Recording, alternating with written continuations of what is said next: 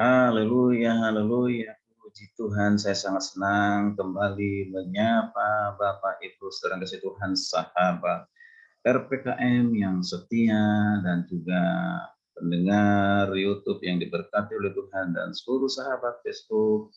Puji nama Tuhan. Kita kembali bersama-sama hari ini akan diberkati oleh kebenaran firman Tuhan. Mari kita persiapkan hati dan pikiran kita sebelumnya. Mari kita berdoa. Haleluya. Segala kemuliaan, pujian, pengagungan bagimu Tuhan Yesus, Tuhan yang sungguh baik dan yang sangat baik dalam kehidupan kami. Kami rindu kembali mendengarkan firman-Mu, firman pengajaran melalui RPKM. Mari tuntun hati dan pikiran kami untuk kami boleh mengerti, memahaminya, dan siap menaatinya, membagikannya kepada orang lain, sehingga orang lain diberkati dan Tuhan dipermuliakan.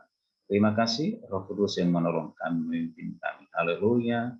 Dalam nama Yesus, firman hidup kami telah firman yang hidup kami telah berdoa. Haleluya. Amin. Baik, Bapak Ibu kasih Tuhan, kembali kita bersama-sama akan melanjutkan renungan pengajaran yang sudah disampaikan di sesi yang pertama dengan topik memelihara kelanggengan rumah tangga supaya rumah tangga itu bahagia, harmonis, dan diberkati oleh Tuhan. Saya sudah sampaikan di sesi yang pertama, ya, bahwa bagaimana apa yang kita wujudkan, kita nyatakan sebagai bukti kasih kita dalam rumah tangga, kasih kita kepada suami, kepada istri, kepada anak-anak. Yang pertama, jangan kita meremehkan pasangan kita. Jangan meremehkan dan merasa lebih hebat dari pasangan kita. Lalu kedua, jangan saling menyalahkan. Lalu hal yang ketiga yang kita wujudkan bersama-sama hari ini, namun sebelumnya kita baca dulu firman Tuhan kembali dari 1 Petrus 3 ayat 8. Saya baca hanya ayat 8 dan 9. Dikatakan demikian 1 Petrus 3 ayat yang ke-8 dan 9. Dan akhirnya hendaklah kamu semua seia sekata, seperasaan, mengasihi saudara-saudara, penyayang, rendah hati, dan janganlah membalas apa kejahatan dengan kejahatan atau caci maki dengan caci maki, tetapi sebaliknya hendaklah kamu memberkati, karena untuk itulah kamu dipanggil, itu untuk apa? Memperoleh berkat. Haleluya, puji Tuhan. Jadi Bapak Ibu kasih Tuhan, bagaimana mewujudkan kasih kita dalam keluarga, dalam rumah tangga supaya keluarga itu ya langgeng, harmonis, dan diberkati oleh Tuhan. Hal yang ketiga adalah jangan pernah menggunakan kata-kata yang kasar. Yang lagi, jangan pernah menggunakan kata-kata yang kasar. Di dalam berkomunikasi antara suami dan istri, pergunakanlah kata-kata yang baik, kata-kata yang penuh hormat, kata-kata yang saling menghargai satu sama lain. Jangan menggunakan kata-kata yang kasar seperti yang biasa digunakan oleh orang-orang yang belum mengenal Tuhan. Kata-kata yang kasar itu bisa seperti kata-kata teriakan yang penuh dengan emosional, kemarahan yang tidak terkendali, atau mungkin mulai keluar kata-kata jenis menyebutkan berapa jenis binatang. Maaf, udah katakan kadang-kala kalau udah marah sekali dengan suami, maka dasar laki-laki monyet. Nah, hati-hati. Kalau sampai suaminya dibilang monyet, kok mau menikah dengan monyet? Ya, kalau ada anaknya jadi apa kalau bapaknya monyet? Ya, dasar binatang, dasar babi. Untuk kata-kata seperti ini sepantasnya tidak keluar dari mulut seorang hamba Tuhan ataupun istri atau siapapun kita, karena Tuhan. Jangan. Ya. Jika ada sesuatu yang salah, tegurlah dengan kasih tanpa harus melukai perasaan pasangan kita. Suami jangan pernah menggunakan kata-kata kasar kepada istrinya.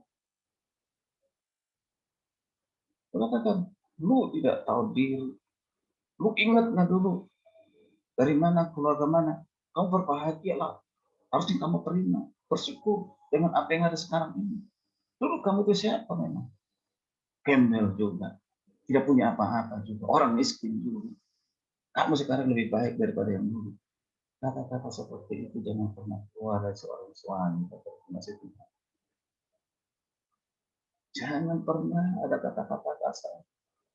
Apalagi orang tua kalau melihat anak-anaknya kadang-kadang nakal, melakukan kesalahan, mungkin ditegur 1 kali 2 kali belum berubah, langsung keluar kata, anak monyet kau, bodoh kau. Hati-hati sudah kasih Tuhan. Nanti coba seandainya ketika kita berkata seperti itu tiba-tiba tidak menjadi monyet, menjadi bodoh. Ya kan, tahu. Ya kan? Jadi janganlah kita kata keluar yang kasar kepada anak-anak kita. Ya, kalau dia masih belum pintar, masih cerdas, ya jangan katakan bahasa anak bodoh, anak tolol, tidak seperti yang lain. Nah, hati-hati kalau itu masih Tuhan. Maka dia akan menjadi bodoh terus nanti. Karena itu, ini kamu sudah bagus, nah ya, tapi kamu bisa lebih bagus lagi, kamu bisa lebih cerdas lagi, lebih pintar. Kalau kamu lakukan ini, lakukan itu, kamu harus terus belajar. Nah, mari dengan kesabaran membimbing anak-anak kita, dengan hati yang dikuasai mendidik anak-anak kita. Nah, kita belajar untuk itu. Jadi sekali lagi jangan pernah gunakan kata-kata kasar dalam rumah tangga, baik suami kepada istri, istri kepada suami, orang tua kepada anak-anak, dan mungkin juga anak-anak kepada orang tua tidak boleh berlaku kasar. Itu yang ketiga. Lalu yang seterusnya yang keempat, apa itu kasih Tuhan? Bagaimana supaya keluarga itu damai, harmonis, langgeng? Nah, ini yang kita harapkan. Bahkan ini kehendak Tuhan, yaitu jangan pernah main tangan, jangan pernah lalut tangan. Apapun yang terjadi, jangan pernah main pukul pakai tangan, main tendang, main lempar piring, atau barang-barang lainnya, menjungkir-balikan meja, dan yang lain sebagainya. Jangan sampai kita melakukan hal-hal yang seperti itu sekalipun kita emosi, sekalipun emosi meningkat. Ingatlah jangan sampai menyakiti fisik pasangan kita. Jangan memukulnya suami karena begitu emosi, marah lalu karena pukul istrinya. Itu akan menyimpan luka yang mendalam, bahkan mungkin susah untuk dilupakan dan proses pengampunannya pun cukup panjang. Sebelum itu terjadi, jangan pernah memukul istrimu dengan alasan apapun, dengan kesalahan apapun. Jangan pernah menendangnya. Ya, jangan pernah seorang kasih Tuhan ingat itu istrimu. Ingat itu adalah istri yang Tuhan beri kepadamu, harus kau hargai, harus kau hormati, harus kau kasihi. Suami-suami biasanya yang sering bisa melakukan pemukulan itu banyakkan survei mengatakan dari pihak suami, bukan berarti dari istri tidak pernah. Bisa saja istri lakukan itu, tampar suaminya karena udah begitu benci, ya kan? Nah, karena begitu nggak suka lagi ditampar, ya kan? Nah, suami tidak balas, diam saja. Tapi kalau udah balas, oh berarti terjadi ring tinju dalam rumah tangga. Siapa wasitnya? Tanpa wasit berhenti sendiri kalau udah lelah, udah capek kan gitu ya. Anak-anak saksikan begitu, coba kira-kira seperti apa rumah tangga itu. Nah, semosinya kita, semarahnya kita, jangan sampai merusak barang-barang di rumah tangga. Itu dibeli oleh sendiri, uang sendiri dirusak. Ya, ini sekali lagi semarah-marahnya kita, janganlah kita lakukan. Gunakanlah akal sehat. Gunakanlah akal sehat, bicara secara dewasa. Jangan lagi bertingkah laku seperti anak kecil. Anak kecil itu kan begitu. Kalau anak kecil lagi bermain, ya kan, lalu temannya ambil mainannya, dia bisa marah, dia bisa nangis, dia bisa teriak, dia bisa emosi. Itu anak kecil wajar. Ya kan? Bahkan dia akan bantingin dia punya mainan yang lainnya. ya lari sambil nangis. Nah itu yang dilakukan oleh anak kecil. Ketika suami istri bukan anak kecil, ketika dipersatukan sudah dewasa, dewasa rohani, dewasa mentalnya, dewasa sosialnya, dewasa semuanya dewasa. Ya, memang mudah untuk mengatakan, tapi ingat kalau Tuhan mengatakan kita bisa hidup langgeng, damai sejahtera, diberkati, berarti itu akan terjadi kalau kita mau mewujudkannya, kalau kita mau melakukannya. Masalah nggak situ. Lalu yang ketiga, bagaimana keluarga itu supaya menjadi langgeng, selain jangan menggunakan kata-kata yang kasar, jangan main tangan, ya. Dan juga yang berikut, yang kelima, jangan terlalu mengatur dan menguasai. Haleluya, puji Tuhan. Ya, latar belakang yang jauh berbeda misalnya, ya, pendidikan yang lebih tinggi, ya, istri lebih tinggi pendidikannya, ya kan? Daripada suami, istri lebih banyak penghasilannya daripada suami, ya. Atau kehidupan sosial yang lebih baik dan kekayaan, ya, dapat membuat satu pihak ingin selalu mengatur. Bahkan bukan saja mengatur, menguasai pasangannya. Terlalu mengatur dan menguasai pasangan yang lain hanya akan membuat pasangan yang dikuasai itu merasa apa? Merasa tertekan, Bapak Ibu saudara Tuhan, dan merasa diperbudak. Ya. Pada akhirnya keadaan seperti ini akan memicu apa? Memicu kepada tindakan-tindakan yang lain yang dapat membuat keutuhan rumah tangga menjadi apa? Menjadi rapuh. Ya, menjadi rapuh. Sekali lagi saya mengatakan, jangan suami mentang-mentang misalnya lebih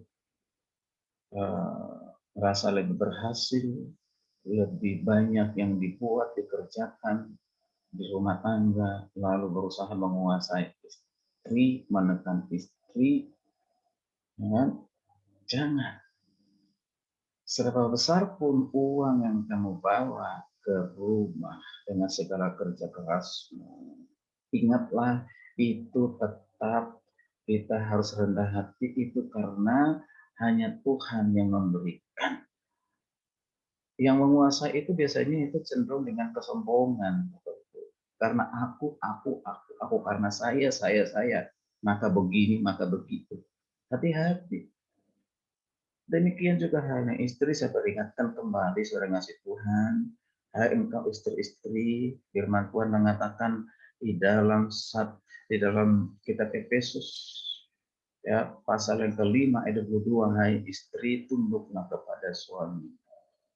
Seringkali istri itu tidak dapat tunduk, menghargai, menghormati suaminya karena merasa lebih berjasa, lebih hebat, wanita karir, menghasilkan banyak uang dalam rumah tangga, ya merasa semuanya lebih banyak dari apa yang dia buat daripada suaminya, sehingga cepat menguasai suami.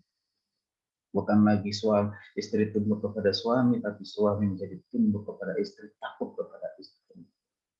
Lalu, adakah istri-istri seperti itu? Ya, kalau ada, mari kita berubah, bertobat. Suamimu tetap menjadi kepala seperti apapun keadaannya. Suamimu tetap menjadi pemimpin seperti apapun keadaannya.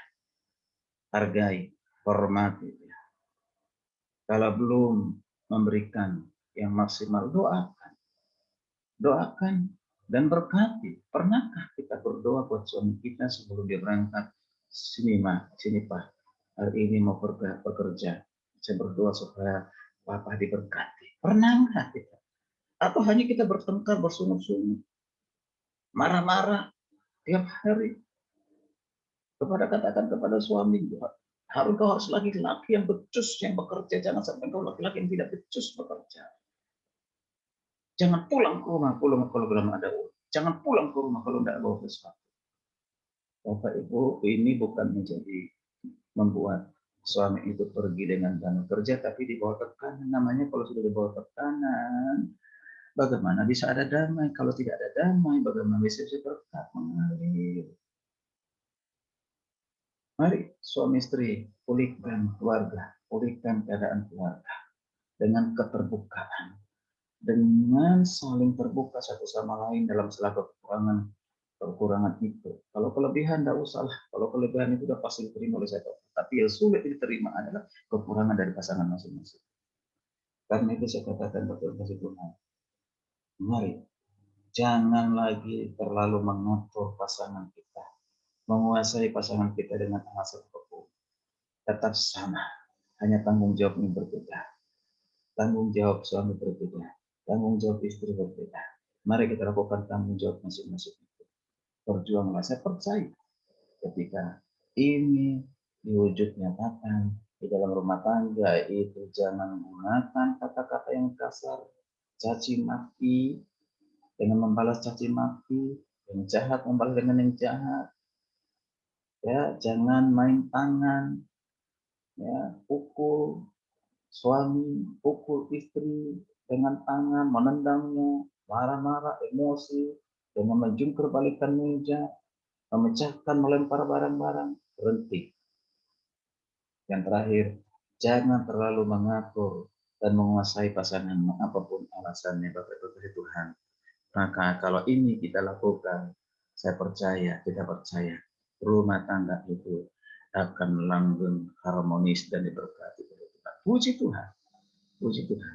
Kiranya renungan ini menjadi berkat, kekuatan, teguran, motivasi bagi kita, terutama bagi keluarga, bagi rumah tangga. Ikuti season berikutnya, karena firman Tuhan pengajaran ini belum selesai. Ikuti supaya kita terus diberkati, dikuatkan, dan mari kita lakukan. Jangan hanya menjadi pendengar yang baik, tapi kita juga harus menjadi pelaku-pelaku yang baik. Haleluya, puji Tuhan. Jangan lupa di like, direspon, dan juga di subscribe. Supaya terus kebenaran ini bisa disampaikan. Puji nama Tuhan. Haleluya. Terima kasih. Tuhan Yesus memberkati. Selamat beraktivitas, tetap menjaga dan melakukan protokol kesehatan. Anda sehat, keluarga sehat, Indonesia sehat. Amin.